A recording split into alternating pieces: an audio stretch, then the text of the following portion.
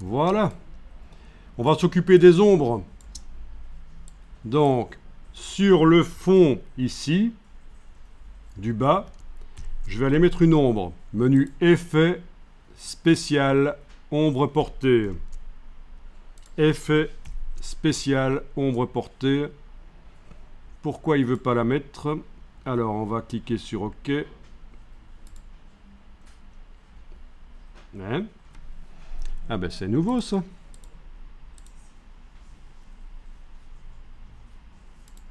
Ah ben forcément, idiot, la ligne n'est pas sélectionnée.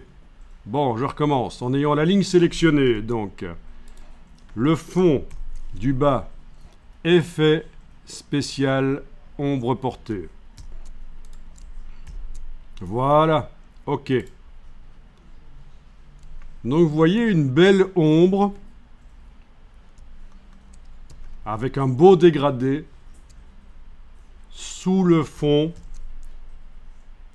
du bas qui a été décalé par transformation.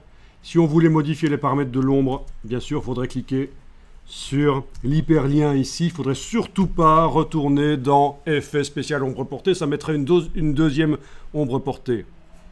Alors là, l'astuce, c'est que ça commence à devenir lourd d'un point de vue informatique. On peut alléger. Est-ce que vous savez comment on allège la charge de calcul sur Illustrator, temporairement, le temps de faire des choses, et puis après, quand c'est fini, on remonte les paramètres de résolution du document. Ça vous dit quelque chose? Non?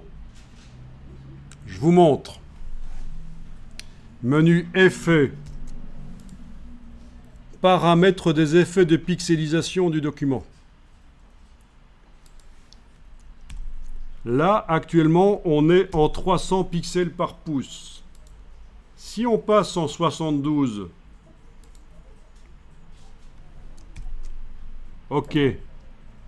Du coup, l'ombre est pixelisée. Elle est plus aussi lisse. Mais c'est beaucoup plus facile pour Illustrator de faire les calculs. Alors, je sors ma petite calculette, mon outil de capitaliste.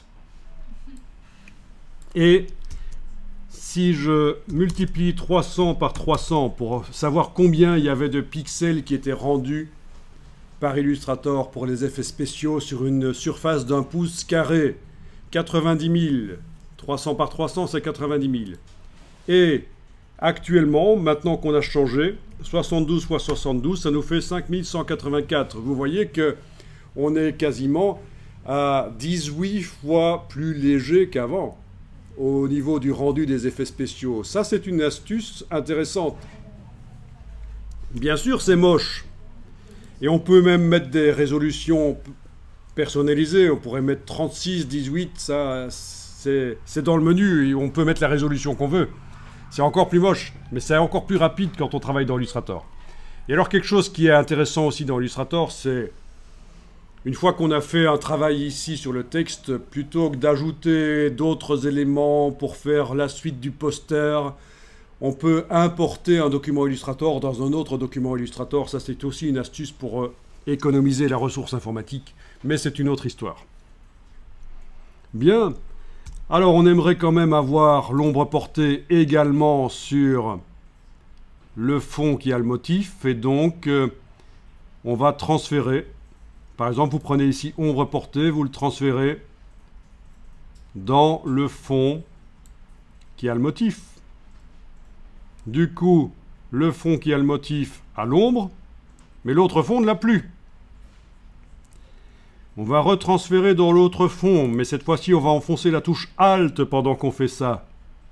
Je prends l'ombre portée qui est sur le fond à motif, je le déplace sur le fond uni.